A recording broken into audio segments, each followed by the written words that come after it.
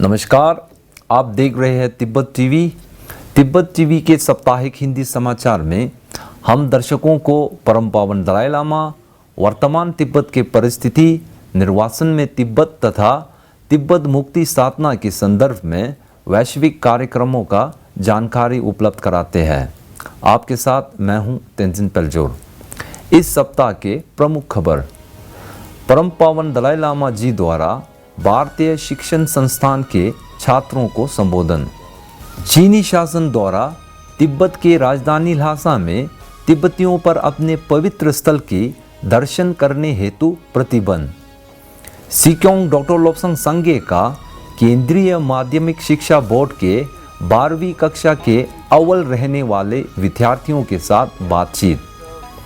निर्वासित तिब्बती संसद के अध्यक्ष श्री पेमा जुंगने ने हिमाचल प्रदेश के भारतीय जनता पार्टी के नवनिर्वाचित अध्यक्ष श्री सुरेश कश्यप जी को बधाई दी। भारत तिब्बत समन्वय केंद्र द्वारा भारत और तिब्बत के बीच मधुर संबंधों पर वेबिनार का आयोजन। विश्व हेपेटाइटिस दिवस पर केंद्रीय तिब्बती प्रशासन के स्वास्थ्य विभाग द्वारा हेपेटाइटिस मुक्त भविष्य के लिए जागरूकता बढ़ाने का वीडियो उद्घाटन। अब सुनिए खबर विस्तार से।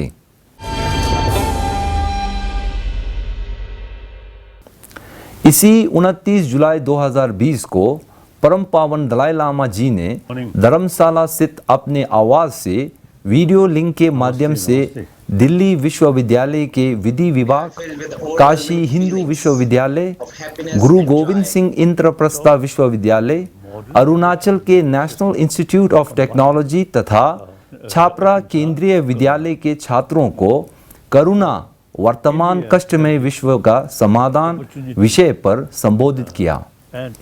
इस अवसर पर दिल्ली विश्वविद्यालय के प्रोफेसर राम मित्तल ने स्वागत भाषण देते हुए इस संकट के घड़ी में करुणा और आशा की सलाह के लिए परम पावन दलाई लामा जी से मार्गदर्शन की प्रार्थना की।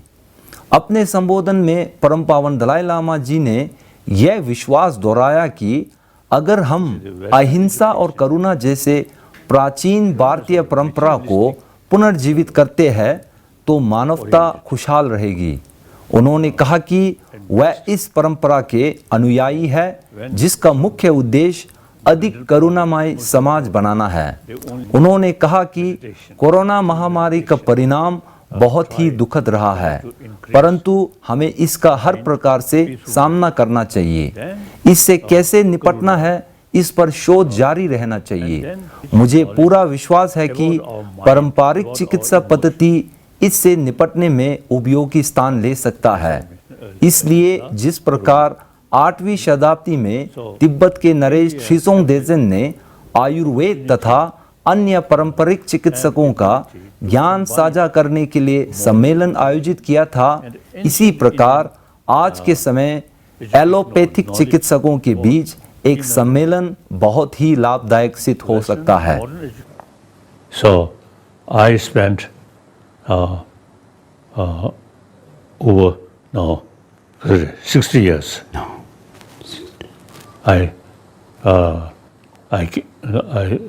I stay in this country. When I first came as a refugee, one way sad, but one way India is our original spiritual place. So we feel happy. And then plus this most populated democratic country with the rule of law. India,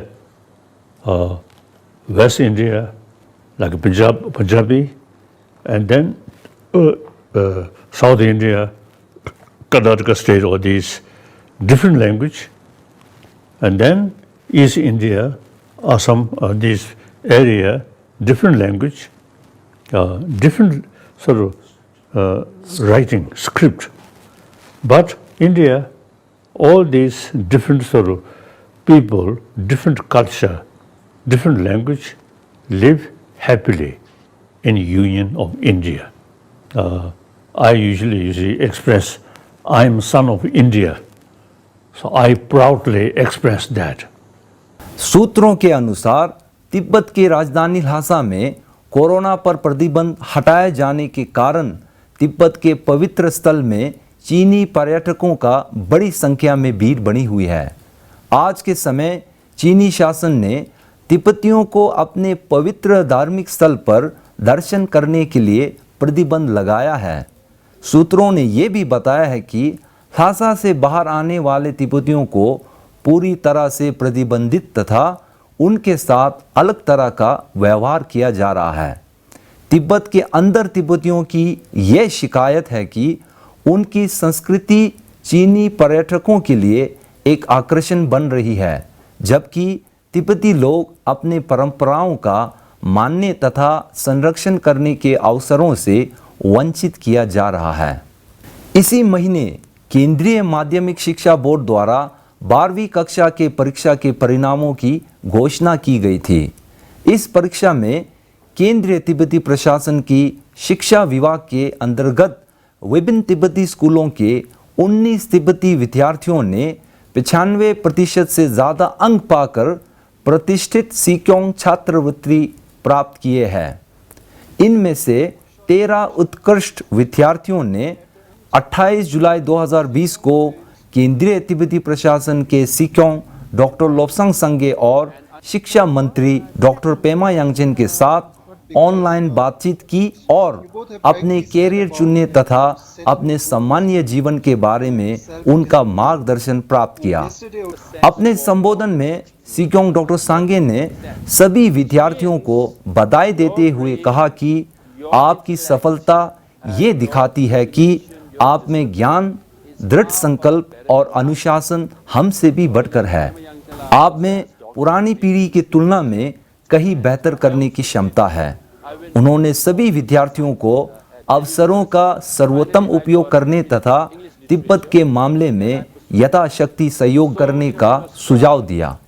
doctor Pema ने सभी विद्यार्थियों को बधाई के साथ college की पढ़ाई के दौरान उन्हें आत्म अनुशासन विकसित करने के लिए प्रोत्साहित किया है।